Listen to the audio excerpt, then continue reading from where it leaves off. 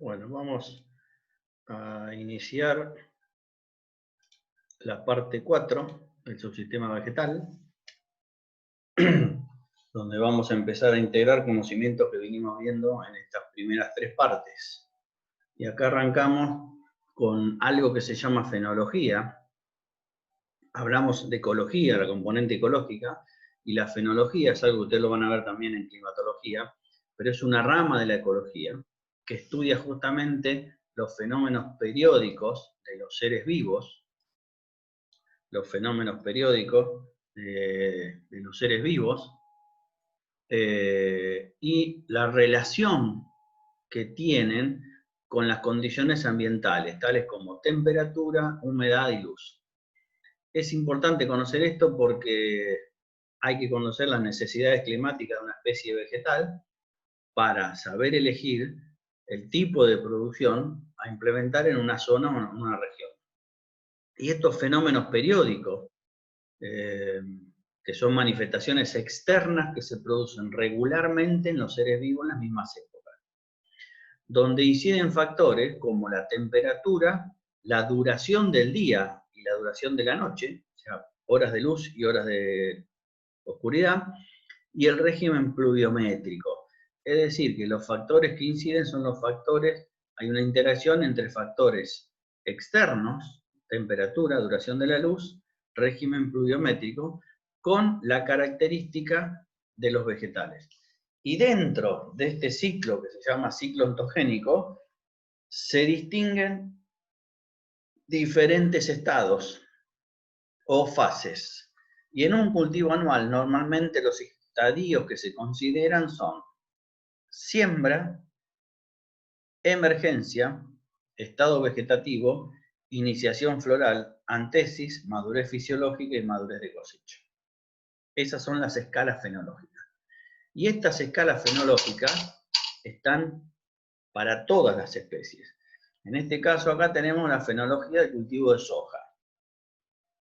Aparecen los componentes de rendimiento, que dijimos que eran la cantidad de plantas, los nudos que tienen esas plantas, y al final, los nudos por planta, y al final es la cantidad de granos y el peso de los granos.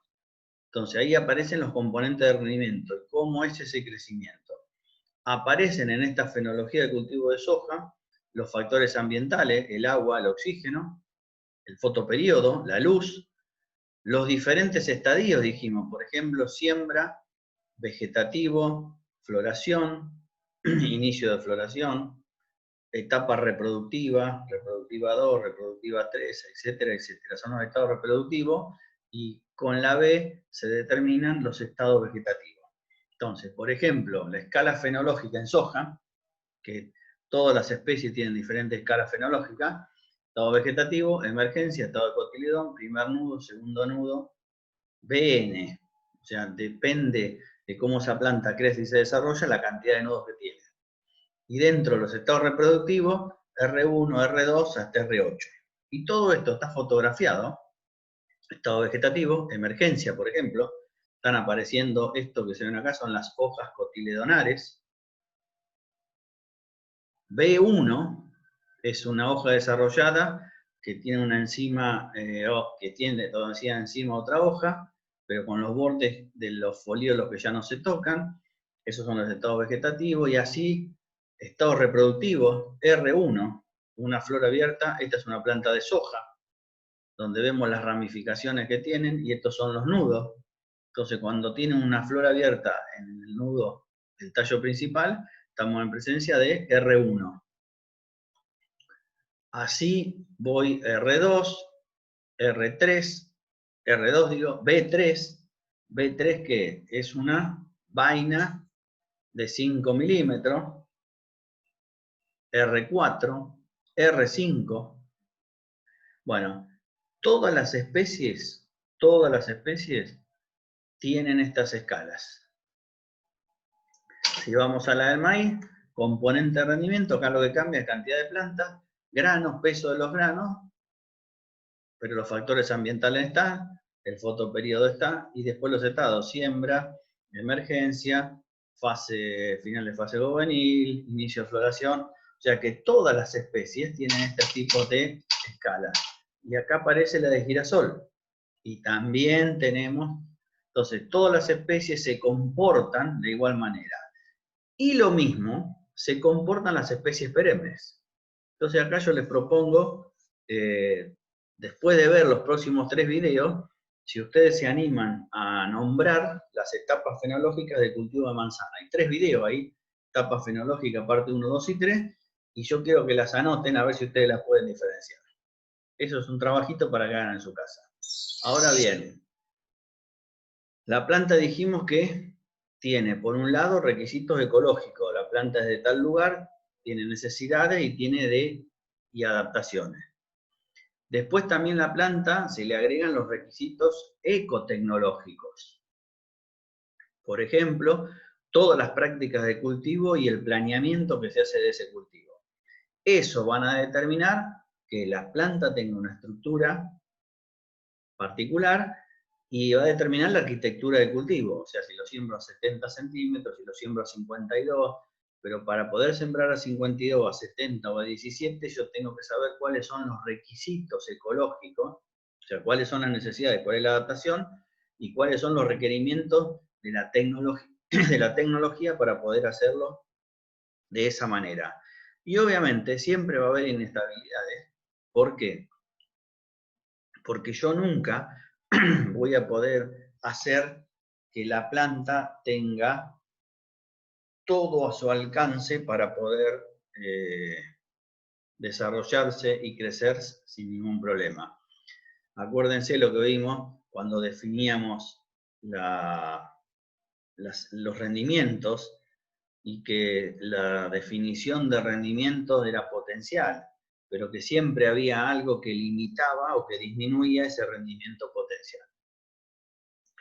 Y acá en esta filmina, lo que nosotros vemos, en este caso es para la soja, en 2 tipos de cultivo, ya sea siembra convencional o siembra directa, las fechas de siembra, soja de primera o soja de segunda, las fechas probables de cosecha, las etapas por las cuales pasa el cultivo, que estas son independientes de si es de siembra directa o de siembra convencional. Las labores culturales, acá sí cambia, porque acá utilizo maquinaria para ingresar en ciertos periodos para controlar algunas especies de maleza. En cambio, cuando hablamos de siembra directa, estamos haciendo todo sin mover el suelo y con el uso de agroquímicos. Por lo tanto, el uso de la maquinaria tiene un objetivo diferente a veces, y a veces tiene el mismo objetivo que el uso de los productos químicos, donde las arquitecturas del cultivo cambian, no así tanto las densidades de siembra, donde los requerimientos, independientemente que sea directo o convencional, son los mismos, y los requerimientos ya sea de suelo como de clima son exactamente los mismos. Y esto, de los cultivos en este caso de cosecha gruesa, es lo mismo para el maíz, donde yo tengo las fechas de siembra, dependiendo de la latitud donde estoy, y la fecha de cosecha, las etapas del cultivo, las labores culturales, ya sea en siembra convencional o en siembra directa, la arquitectura del cultivo y los requerimientos que son los mismos. Así también para girasol, así también para sorgo granífero, otra especie de verano, de día corto.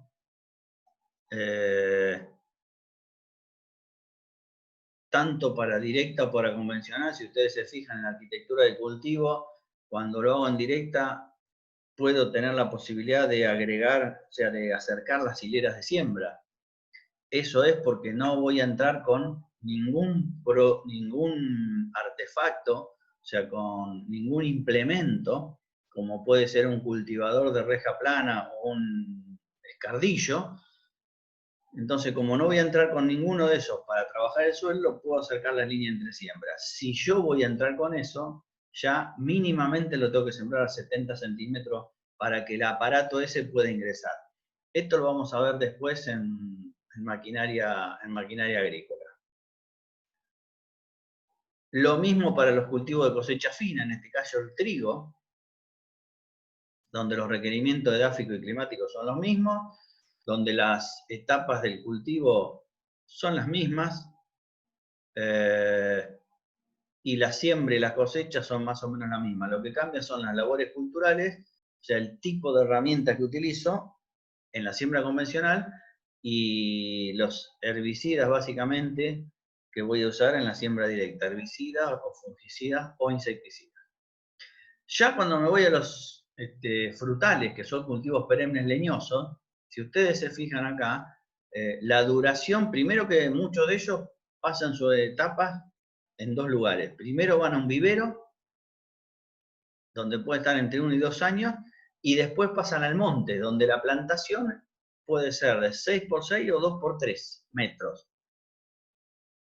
Donde la duración del cultivo no es anual, sino que acá ya está entre 15 y 30 años, la actividad es intensiva, y hay tareas específicas como poda de formación, de fructificación, raleo, lucha contra las heladas. Eso en cuanto a los frutales. Y en cuanto a los forestales, también tenemos producción de madera, que puede ser para poste o para pasta, que son turnos de corta tecnológica. También estos forestales pasan su vida una parte en vivero y después van al monte real. Y hay una serie de tareas específicas que se realizan en cada uno de esos lugares. O sea que, independientemente de si el cultivo es de verano, de invierno, o si es anual o perenne, todos los cultivos necesitan labores culturales, se llaman, porque se hacen dentro del cultivo, dentro del ciclo del cultivo, y ya sea dependiendo, en el caso de los cultivos extensivos, tipo trigo, maíz, soja, girasol, dependiendo si se realiza en siembra directa o se realiza en labranza convencional, será el tipo de herramienta que utilizo y el tipo de labor cultural. Y con los frutales y con los forestales pasa exactamente lo mismo.